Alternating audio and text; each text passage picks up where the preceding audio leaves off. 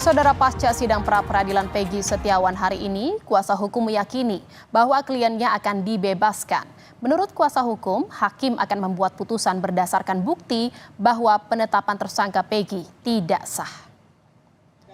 Kuasa hukum menyebut ada dua faktor penting yang membuat penetapan tersangka Peggy cacat hukum. Yang pertama, karena Polda Jabar tak memiliki alat bukti cukup untuk menetapkan Peggy sebagai tersangka sesuai KUHP.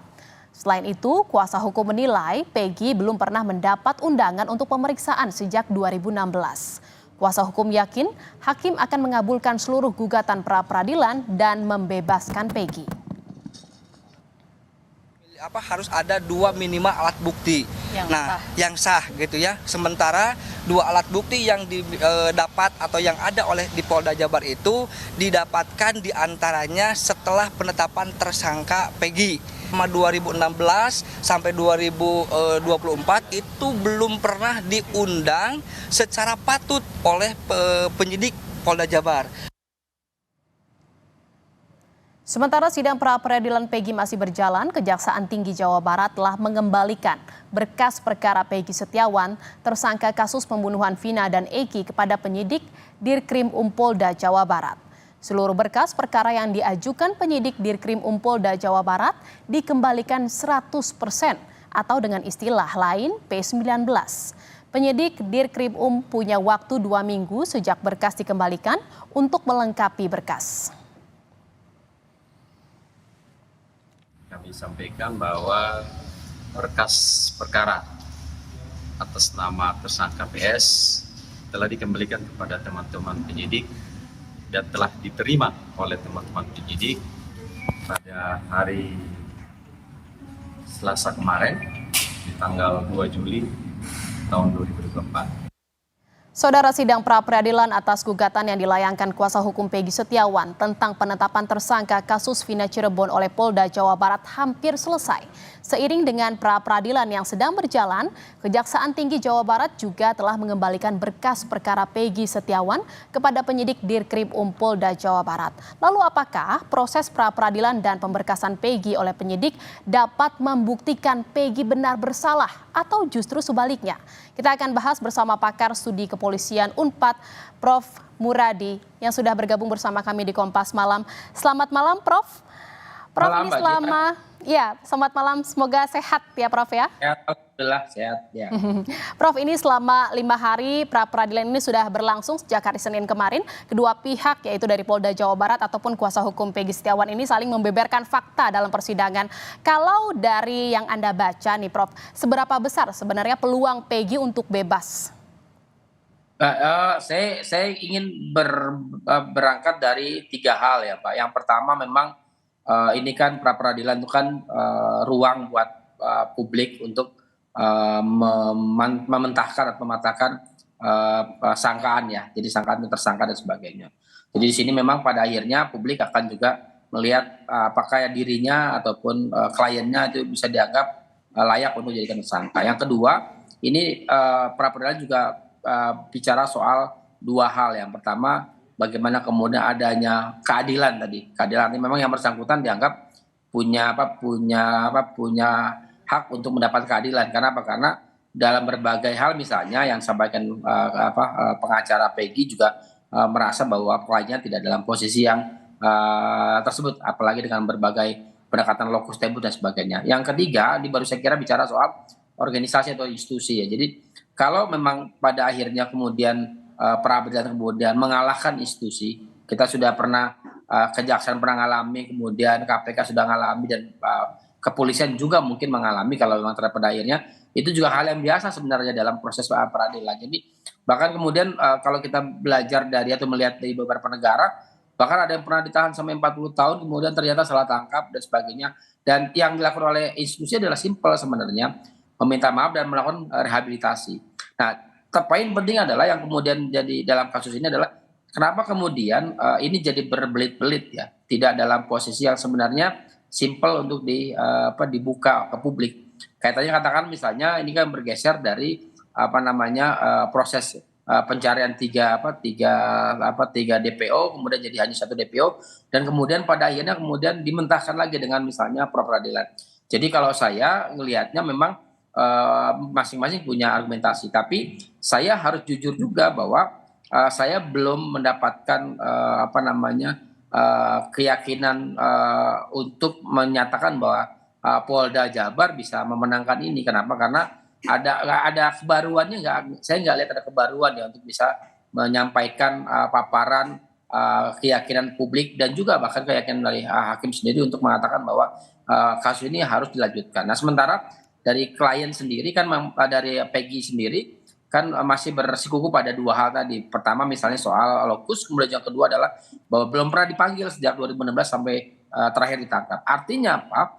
Artinya ini juga menjadi satu pertimbangan hakim. Nah, saya melihat yang ketiga tadi bahwa proses peradilan ini juga tidak berdiri sendiri. Karena misalnya KY misalnya yang mengawasi hakim dan sebagainya itu juga punya concern untuk mengawasi kinerja dari Pak Eman itu sendiri begitu. Iya, Prof katakan memang sepertinya yang Anda baca tidak ada kebaruan yang diberikan atau yang dibeberkan oleh Polda Jawa Barat. Ini artinya kualitas bukti yang lebih kuat ini adalah dari tim kuasa hukum seperti itu, dan dari tim kuasa hukum Peggy, dan artinya bukti yang dibeberkan juga dalam fakta persidangan oleh penyidik Polda Jawa Barat ini sulit untuk membuktikan bahwa Peggy memang bersalah.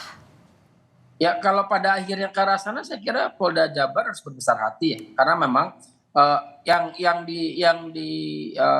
ada pertanyaan yang menarik sebenarnya, Mbak Jian ya. Apa sih yang dipertaruhkan Polda, katakanlah Polri berkaitan dengan kekeh ya, kalau bahasa Sundanya, yakin betul bahwa ini adalah yang sudah mereka lakukan sudah betul. Padahal yang dia hadapi adalah opini publik yang kemudian merasa bahwa hal ini tidak seperti itu. Jadi pertanyaan yang memang harus dijawab sama teman-teman Polda Jabar ya, dan Mabes Polri, katakanlah apa sih yang kemudian dipertahankan? Kalau kemudian ternyata salah dan kalah dalam peradilan, kan juga bukan kiamat juga organisasinya. Justru menurut saya ini adalah bagian dari hal yang perlu dilanjutkan. Kecuali gini loh Mbak, kecuali misalnya ternyata Polda Jabar menang, ini jauh lebih besar konsekuensinya kalau misalnya itu dilanjutkan. Katakan begini. Kemenangan itu kan pintu awal untuk kemudian mereka bisa membuktikan di luar yang mereka sampaikan di peradilan ya, di pengadilan. Jadi memang ada nggak yang kemudian yang baru?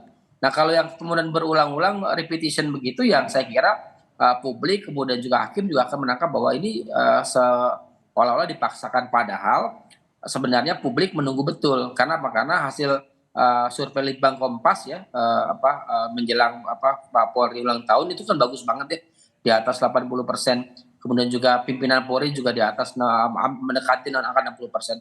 Artinya apa? Artinya itu pertaruhan serius.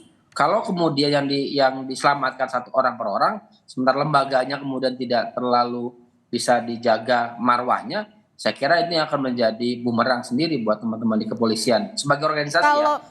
Iya, Prof, kalau misalnya nanti pra-peradilan itu memutuskan bahwa yang menang adalah tim kuasa hukum dan akhirnya pra-peradilan ini dimenangkan oleh tim kuasa hukum seperti itu, apakah ini tidak lebih membuat penyidik atau citra dari polisi ini di mata masyarakat ini dipertanyakan gitu, proses penyidikannya dan juga penetapan tersangka oleh Peggy?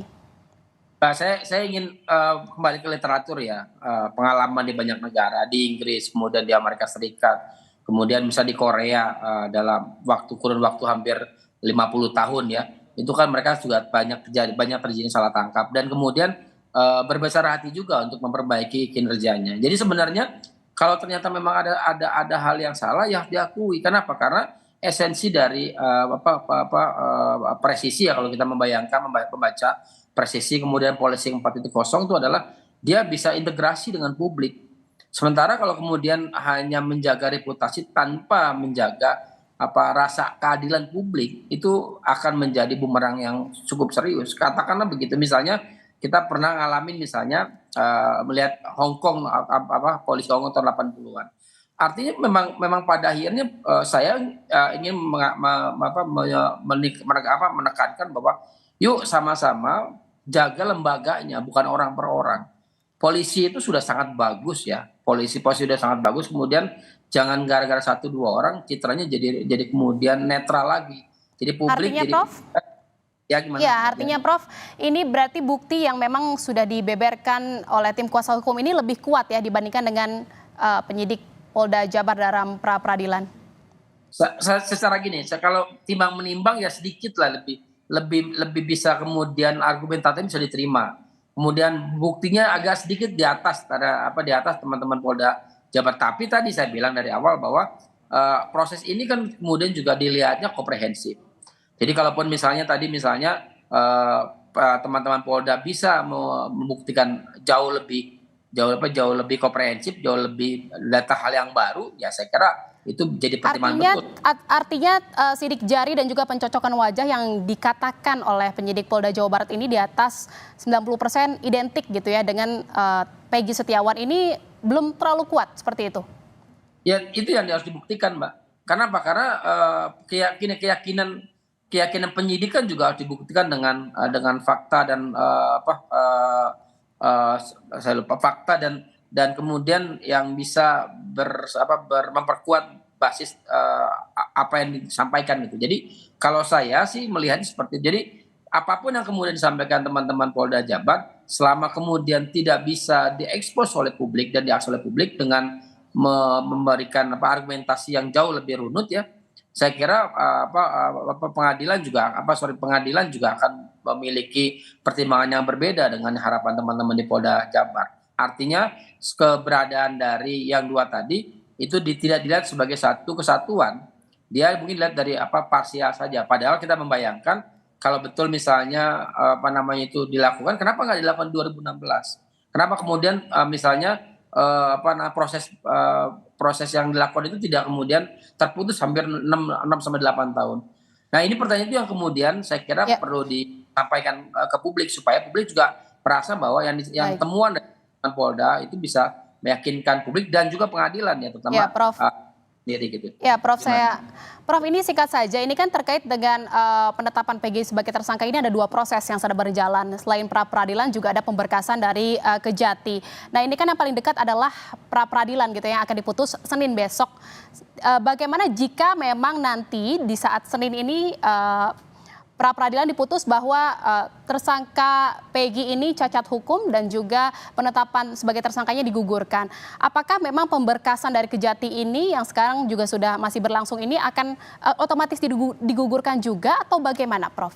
Ya, kalau P19 kan belum lengkap, Mbak. Begitu kemudian dikembalikan ke Polda, berarti kan memang ada hal yang memang dianggap belum memenuhi kaidah dari proses pemberkasan. Jadi saya kira begitu nanti misalnya Peggy yang memenangkan pra peradilan, maka pemberkasannya berhenti. Jadi kejaksaan tidak perlu menuntut atau menunggu sampai 14 hari. Otomatis jadi kasus ini tidak dilanjutkan dan penetapan Peggy sebagai tersangka ini digugurkan, seperti itu ya? Seperti itu, Mbak. Oke, baik, terima kasih atas perbincangannya. Pakar Studi Kepolisian Unpad, Prof. Muradi. Terima kasih, selamat malam. Terima kasih Mbak Jan, selamat malam.